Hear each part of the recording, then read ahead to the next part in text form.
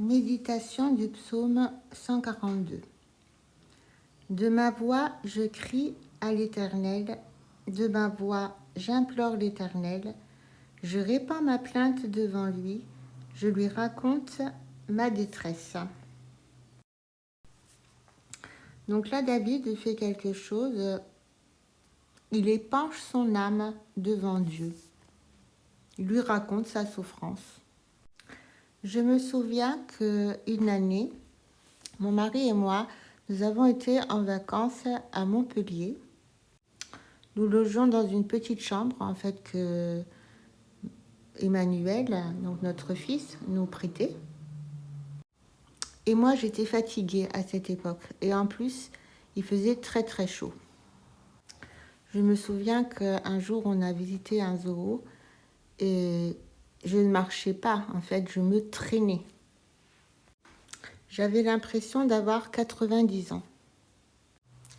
Mais quand on se rendait à l'église, dont le pasteur était François Matina, alors là, on se sentait vraiment, vraiment bien. Ce pasteur nous a fait un très, très bon accueil. Il nous souhaitait la bienvenue quand on arrivait, en nous serrant la main, et pareil quand on sortait. Et c'était vraiment très agréable de l'écouter, et on sentait une fraîcheur et un apaisement dans cet endroit. Mais un jour, François Matina s'est un peu moqué d'une certaine façon de prier. Alors il a dit, mais arrêtez donc de raconter toute votre vie à Dieu, il la connaît déjà. Pourtant, nous voyons qu'à certains moments, c'est important d'épancher son âme devant Dieu et de répandre donc sa plainte. Je continue. Quand mon esprit est abattu au-dedans de moi, toi, tu connais mon sentier. Sur la route où je marche, ils m'ont tendu un piège. Jette les yeux à droite et regarde. Personne ne me reconnaît. Tout refuge est perdu pour moi. Nul ne prend souci de mon âme. Donc là, certains diraient que David fait son Calimero. Il se sent piégé, méprisé, ignoré. Alors qu'est-ce qu'il fait? Il crie à Dieu. Éternel, c'est à toi que je crie. Je dis, tu es mon refuge, mon partage sur la terre des vivants.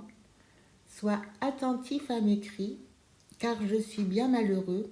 Délivre-moi de ceux qui me poursuivent, car ils sont plus forts que moi. Bien entendu, il n'est pas aussi abandonné qu'il se l'imagine, mais c'est dans les lieux spirituels que tout ça se passe, car il a besoin de remporter une victoire, pas seulement sur ses ennemis, mais sur lui-même, sur sa victimisation, en fait. Verset 8. Tire mon âme de sa prison, afin que je célèbre ton nom. Les justes viendront m'entourer quand tu m'auras fait du bien. Donc voilà, il sait qu'il va s'en sortir et que, en définitive, il pourra célébrer le nom de Dieu. Et alors, qu'est-ce qui se passe? Les justes viendront m'entourer quand tu m'auras fait du bien. On ne sait pas trop combien de temps ça prendra, mais ce qui est sûr, c'est qu'il y aura une happy end à tout ça.